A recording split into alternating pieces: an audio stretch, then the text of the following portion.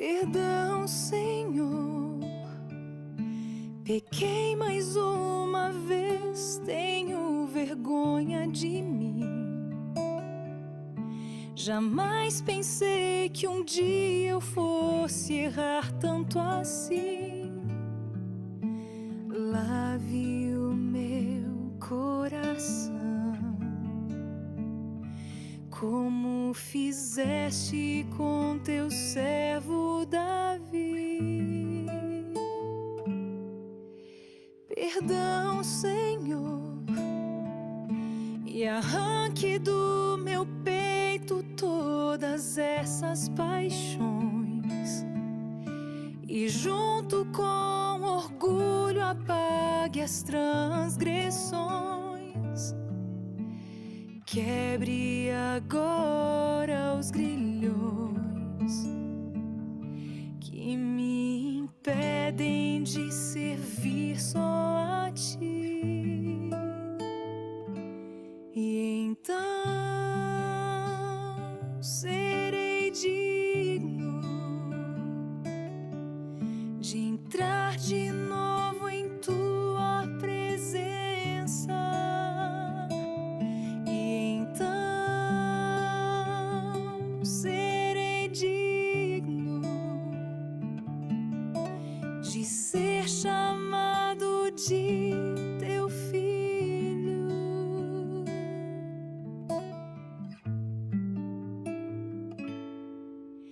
Perdão, Senhor, as forças de um desejo são mais fortes que eu.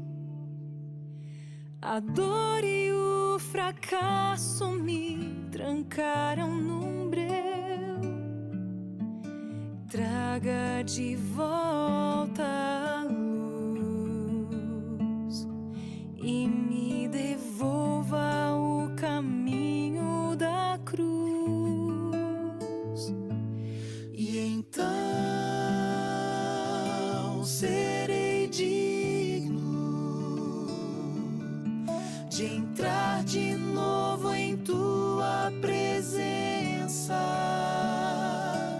E então serei digno de ser chamado de teu filho. E então serei digno de entrar de novo em tua presença. E então serei digno de ser chamado de teu filho.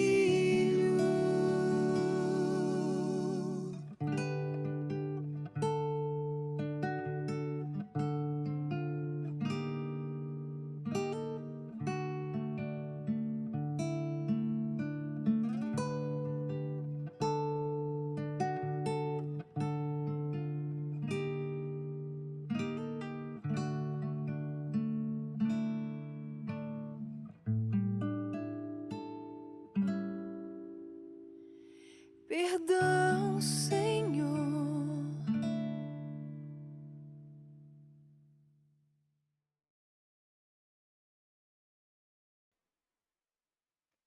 Olá, muito boa noite a você. Que a graça de Cristo esteja contigo hoje também. Nós ficamos extremamente felizes pela tua companhia, ainda que de modo virtual, conosco aqui da Igreja Adventista do Parque Amazônia. E aproveitamos para convidá-lo, você que ainda não nos segue nas nossas redes sociais, @AdventistasParqueAmazônia.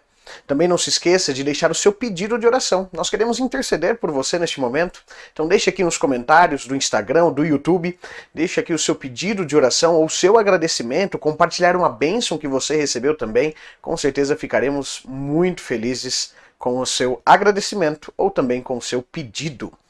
Hoje eu quero começar falando, na verdade, fazendo uma pergunta a você. Você tem dificuldade em perdoar?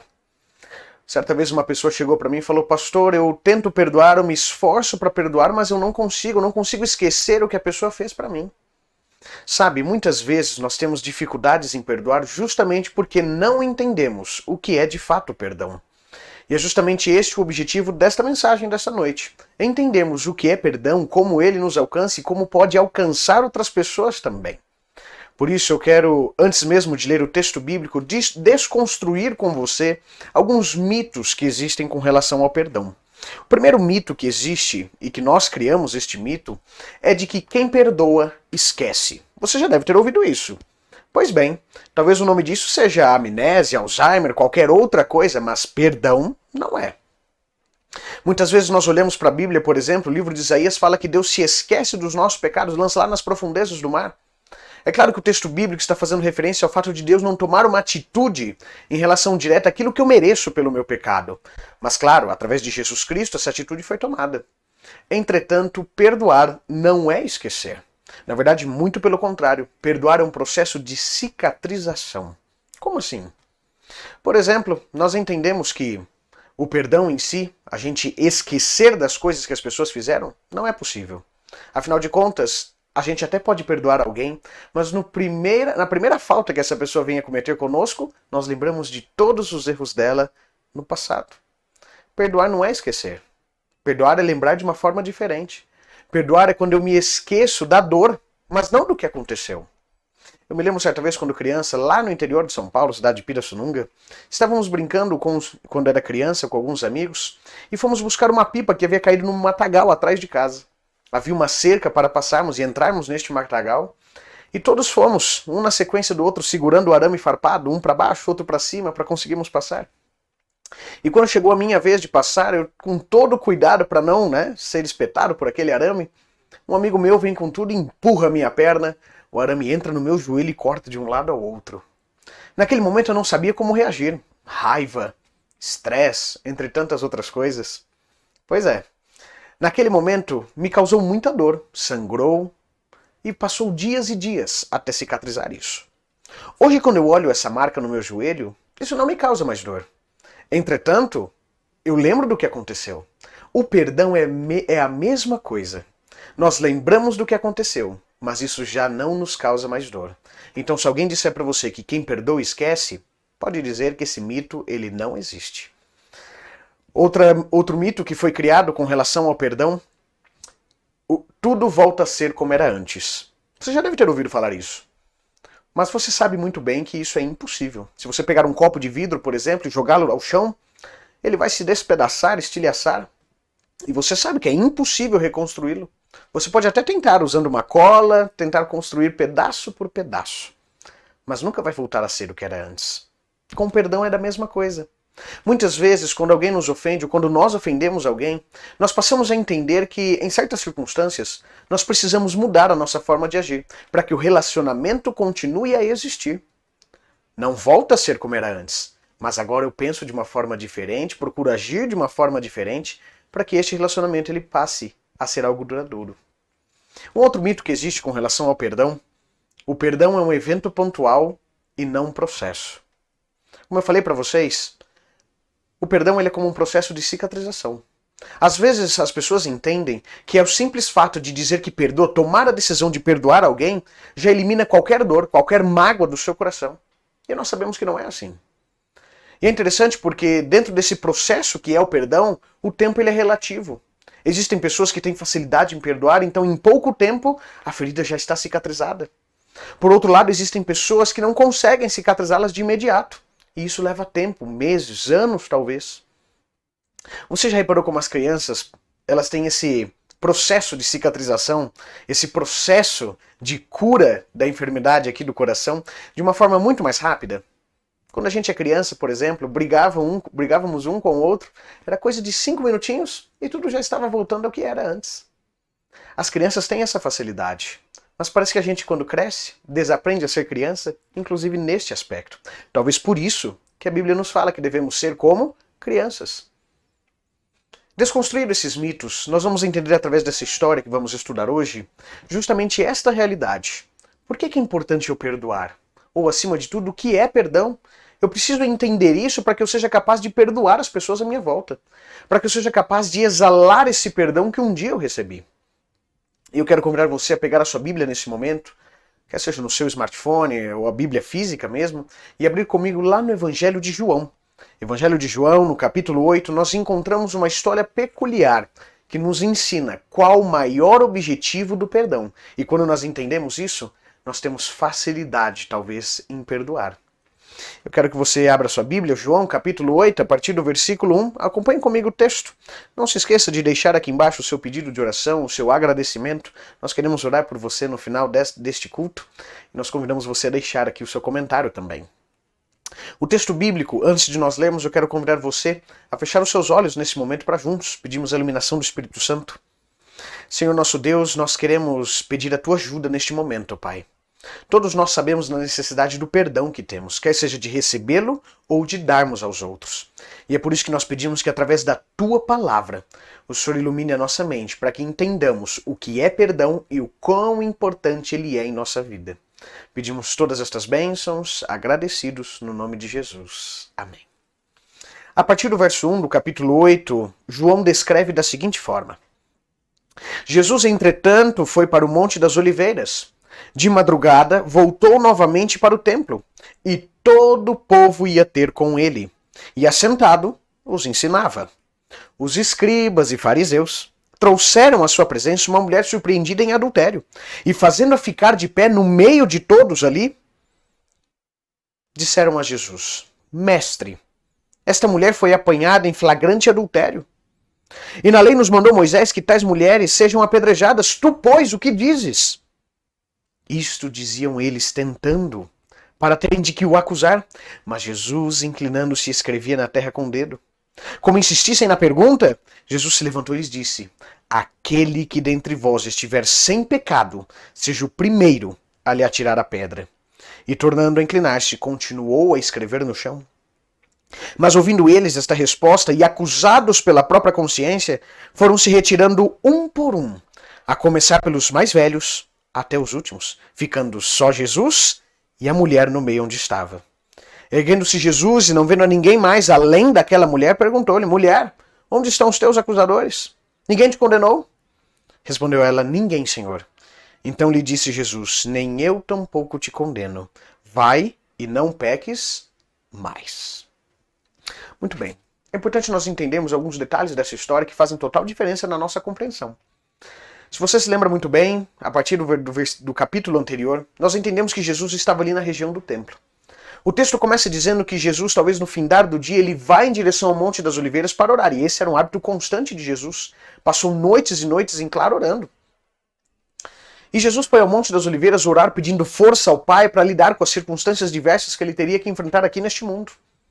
E mais interessante do que isso, é que muitas vezes essa história é retratada passando de dia. Mas quando nós lemos o texto bíblico, o que aparece aqui? De madrugada. O sol ainda talvez nem havia nascido, mas estava ali agora diante do templo Jesus com pessoas para ouvi-lo. Olha como as pessoas abriam mão do seu sono durante a madrugada para estar com Jesus. E então, enquanto Jesus conversava com aquelas pessoas, de repente, a atenção daqueles homens que estavam diante de Jesus se vira para um grupo que está se aproximando. Sim, aqueles, os escribas e fariseus. O texto bíblico diz que os escribas e fariseus trouxeram à presença de Jesus uma mulher. Essa mulher, segundo eles, havia sido apanhada em flagrante adultério, ou seja, ela havia adulterado. Eles sabiam o que aquilo significava. A lei de Moisés, lá no Antigo Testamento, era muito específica e clara com relação a isso. Mas por que é que eles chegam a Jesus fazendo, na verdade, uma pergunta, querendo saber a opinião de Jesus com relação a isso? Veja, o próprio texto bíblico nos mostra que eles estavam tentando a Jesus. Sabe por quê? Em primeiro lugar, qualquer pessoa que estivesse ali poderia perceber que isso não era normal, que essa situação não era comum. Na verdade, estava muito diferente daquilo que era o hábito da época, sabe? Por exemplo, o texto bíblico diz que homem e mulher deveriam ser apedrejados. E eu pergunto a você, cadê o homem da história? Qualquer pessoa que tivesse um mínimo conhecimento das leis, das práticas comuns daquela época, poderia entender que isso não era normal. Homem e mulher deveriam ser apedrejados. Mas quem estava ali? Somente a mulher. Em segundo lugar, eles poderiam tentar a Jesus com relação aos romanos. Porque somente Roma poderia decretar pena de morte a alguém. Se você lembra muito bem, no própria morte de Jesus, ele é condenado pelo Sinédrio, Suprema Corte dos judeus, mas é levado diante de uma autoridade romana para ser condenado, porque somente ela poderia dar essa pena. Consegue entender que Jesus estava aqui, como a gente diz comumente, num mato sem cachorro? Porque se ele diz sim, essa mulher deve ser apedrejada, ele vai contra os romanos. Mas se ele diz não, essa mulher não deve ser apedrejada, ele vai contra quem? Ele vai contra a lei dos judeus. Ou seja, se Jesus respondesse sim ou não, estaria errado. É interessante porque muitas vezes nós enxergamos apenas essas duas opções. Só que o mais impressionante de Jesus é que ele sempre encontra uma terceira opção. E aqui nós entendemos, através do relato de João, de que Jesus ele adotou uma frase que eu ouço desde criança muito da minha avó. Às vezes o silêncio é a melhor resposta. Nós ficamos intrigados, queremos corresponder à altura às acusações que nos são feitas, mas às vezes nós precisamos ficar em silêncio, e foi justamente isso que Jesus mostrou a cada um de nós. Ele ficou em silêncio, ele não respondeu de imediato, assim que provocado por aqueles homens, muito pelo contrário. Ele ficou em silêncio. Isso revela muito do caráter de Jesus. Nós sabemos através do espírito de profecia que Jesus estava na areia escrevendo pecados. Jesus estava ali, talvez olhando para algum daqueles homens que estavam acusando aquela mulher, escrevendo. Ladrão. Talvez olhava para outro, cobiçador. Talvez olhava para o outro, adúltero. Nós sabemos que Jesus escrevia na terra e aqueles homens ainda não haviam percebido isso, não haviam entendido isso. É por isso que Jesus, e como aqueles homens insistiram na pergunta, ele tem que dizer aquela frase. Aquele que não tiver pecados, que atire a primeira pedra. Sabe o que é mais interessante de tudo isso? É que Jesus não estava simplesmente impossibilitando que aqueles homens fizessem alguma coisa. Sabe por quê? Segundo a tradição, se houvesse uma pessoa justa naquele recinto, naquele momento, entre aqueles homens, ela deveria ser a primeira a jogar a pedra. E o restante, sendo justo ou não, poderia jogar depois. Só precisava de uma pessoa justa. Entretanto, nós vemos aqui que nem isso existia. Nenhuma pessoa justa havia ali. Muitos daqueles homens começaram a olhar os seus pecados na areia e a se identificar com aquilo e começaram a sentir vergonha de terem feito aquela coisa, de terem aquela atitude. Sabe, o que Jesus queria ensinar aqui àqueles homens? Jesus queria ensinar lições preciosas a eles e a nós também hoje. O texto diz que aqueles homens, ao verem os seus pecados ali, eles foram acusados pela própria consciência. E o texto bíblico ele não para por aí. Ele continua no verso 9, na segunda parte, foram se retirando um por um, a começar pelos mais velhos até os últimos. Você consegue perceber o detalhe do texto? Por que João faz questão de mencionar que os mais velhos saíram primeiro?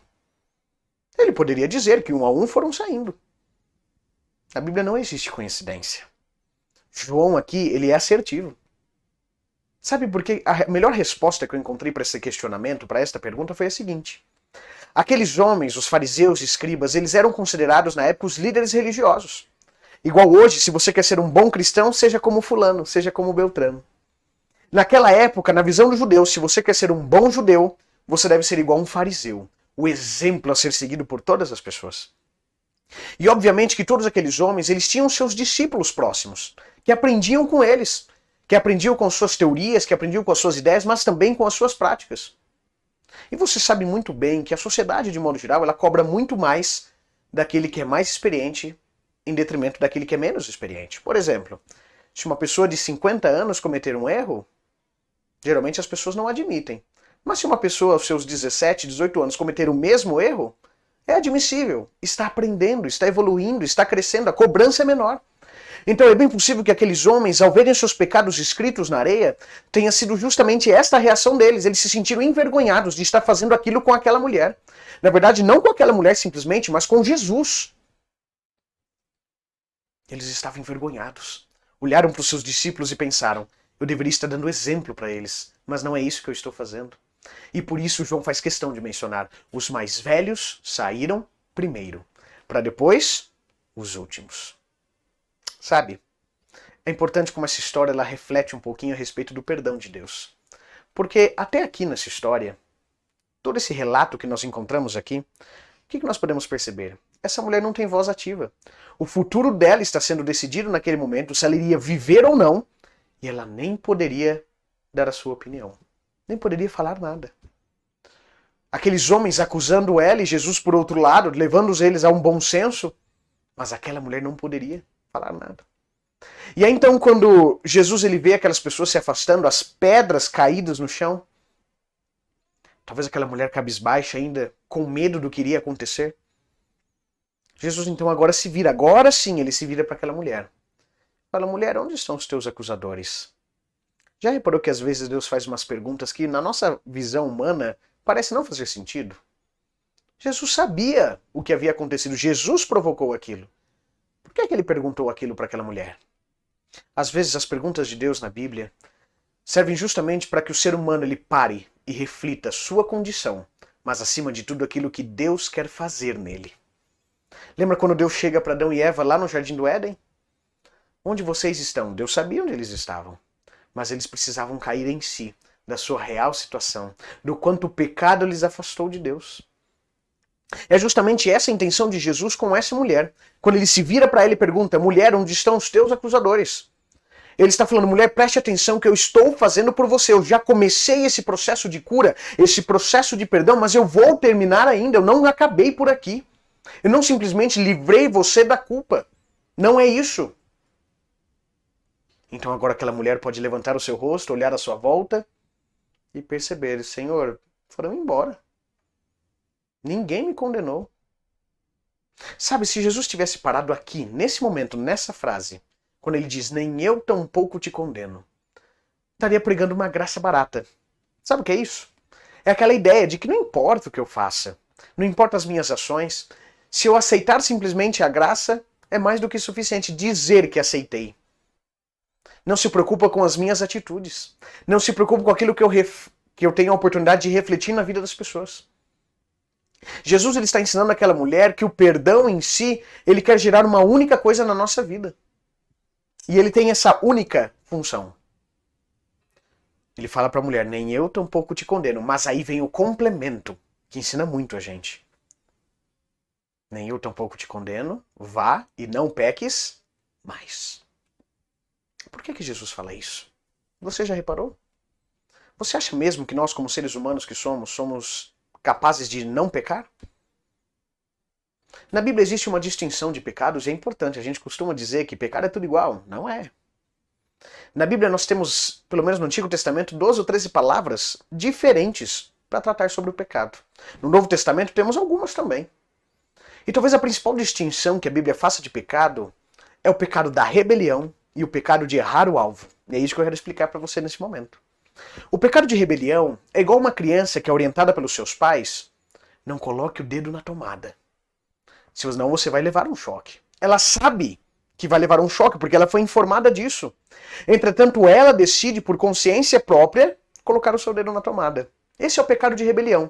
Ou seja, eu sei o que é certo a se fazer, eu sei o que é errado e que não devo fazer, mas eu ainda assim decido fazer o que é errado.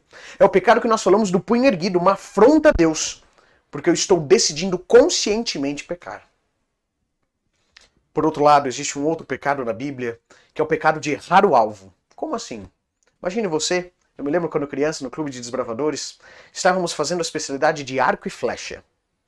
Enquanto eu olhava os outros atirarem na direção do alvo, eu pensava, parece a coisa mais fácil do mundo.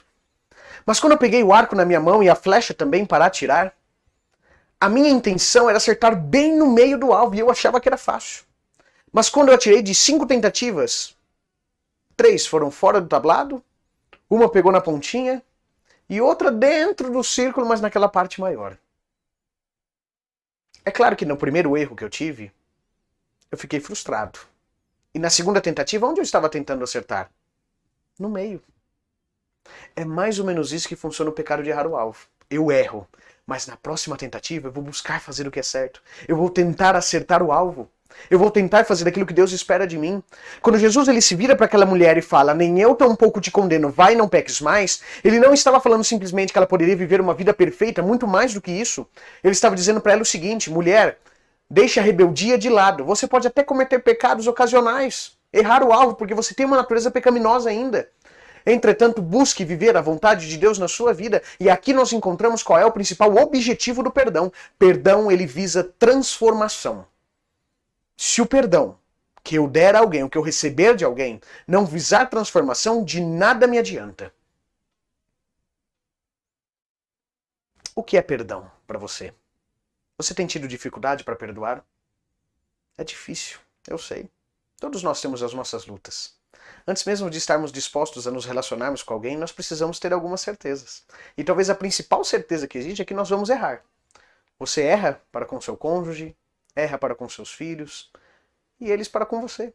É natural, uma verdade inegável, todos nós erramos. Por isso que se faz necessário estar disposto a perdoar antes mesmo de me relacionar com alguém. Porque se eu tenho alguma certeza, uma verdade inegável, é de que eu vou errar e que essa pessoa vai errar comigo. É por isso que o perdão ele se torna mais essencial ainda na nossa vida. Nós precisamos ser perdoados também. A Bíblia diz que aquela mulher, ao sair dali, ela não relata outros pecados daquela mulher, outro ato de rebeldia daquela mulher, muito pelo contrário. Como a maioria atribui, aquela mulher agora buscou viver a vontade do Senhor e esteve presente com Jesus nos momentos cruciais da sua vida. Morte, ressurreição, por exemplo, entre outros momentos. Aquela mulher entendeu qual era o objetivo de Cristo ao se virar para ela, fazer tudo aquilo que ele estava fazendo. Ele não queria libertar aquela mulher da culpa do seu erro, ela estava errada? Sim, ela estava errada. Entretanto, ela entendeu aquilo que Jesus queria fazer por ela. Sabe, o perdão é uma nova forma que nós temos de lembrar alguma coisa. É aquela cicatriz que está fechadinha, já não nos causa mais dor, mas nós lembramos do que aconteceu.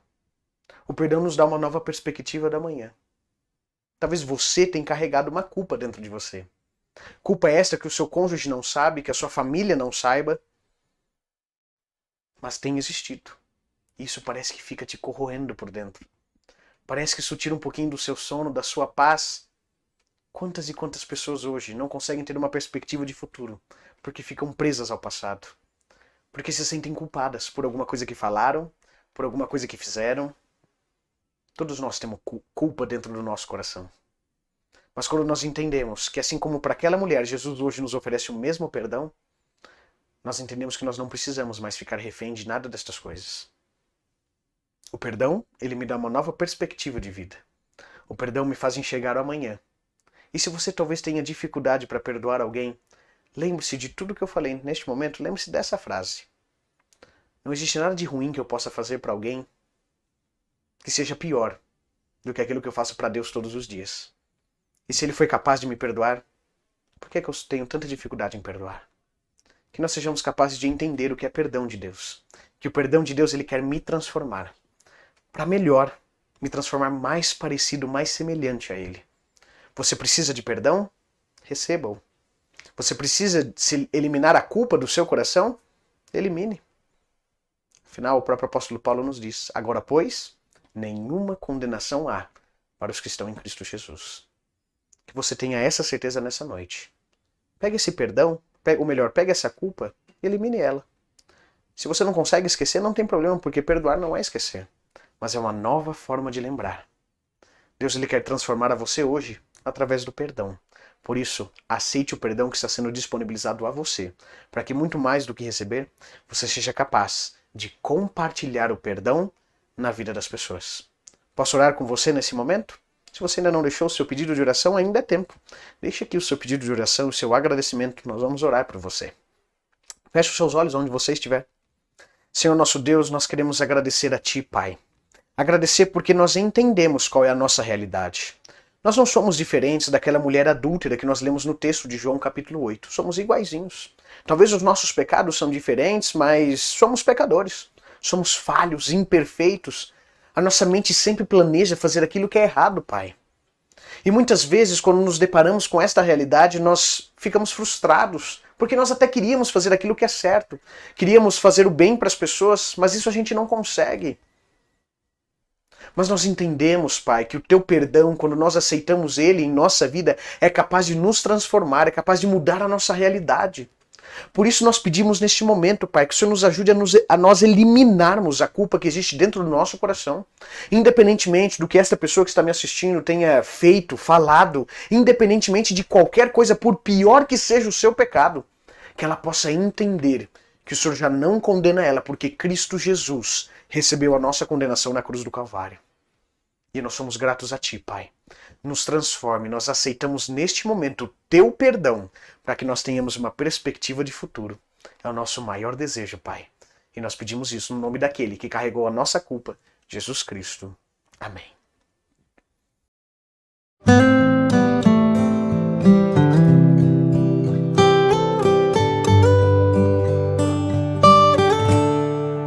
O meu combustível pra continuar. Jesus é a calmaria, o aconchego dos meus dias, o meu alicerce pra não desistir. Não tá sendo fácil aqui, mas eu tenho que seguir. Tá tão complicado, Pai. Eu confesso, eu tô cansado e não quero mais. Tô exausto e com medo. Tem dias que o peito aperta, tem dias que o fardo pesa. Nem que fosse arrastando, eu não volto pra trás. Fica aqui comigo e não sai mais. És o meu alívio, tudo que eu preciso vem aqui comigo pra eu continuar. Que me impulsiona todos os dias pra eu não parar. Tu és o motivo, Jesus, que eu tenho pra avançar. És o meu alívio, a força e o ânimo que eu necessito pra prosseguir. Se eu não desisti, o motivo é porque sempre esteve aqui. Nos piores momentos, dizendo que nunca desiste de mim. Pra onde eu irei se o que eu preciso só encontro em Ti?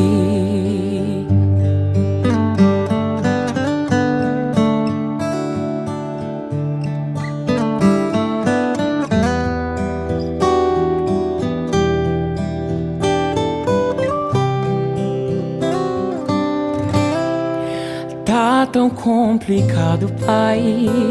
Eu confesso, eu tô cansado e não quero mais. Tô exausto e com medo. Tem dias que o peito aperta, tem dias que o fardo pesa. Nem que fosse arrastando, eu não volto pra trás. Fica aqui comigo e não sai mais. És o meu alívio, tudo que eu preciso vem aqui comigo pra eu continuar. Que me impulsiona todos os dias pra eu não parar. Tu és o motivo, Jesus, que eu tenho pra avançar. És o meu alívio, a força e o ânimo que eu necessito pra prosseguir. Se eu não desisti, o motivo é porque sempre esteve aqui. Nos piores momentos, dizendo que nunca desiste de mim. És o meu alívio, tudo que eu preciso vem aqui comigo pra eu continuar. Que me impulsiona todos os dias pra eu não parar. Tu és o motivo, Jesus, que eu tenho pra avançar. És o meu alívio, a força e o ânimo que eu necessito pra prosseguir. Se eu não desisti, o motivo é porque sempre esteve aqui. Nos piores momentos, dizendo que nunca desiste de mim. Pra onde eu irei se o que eu preciso só encontro em Ti? És o meu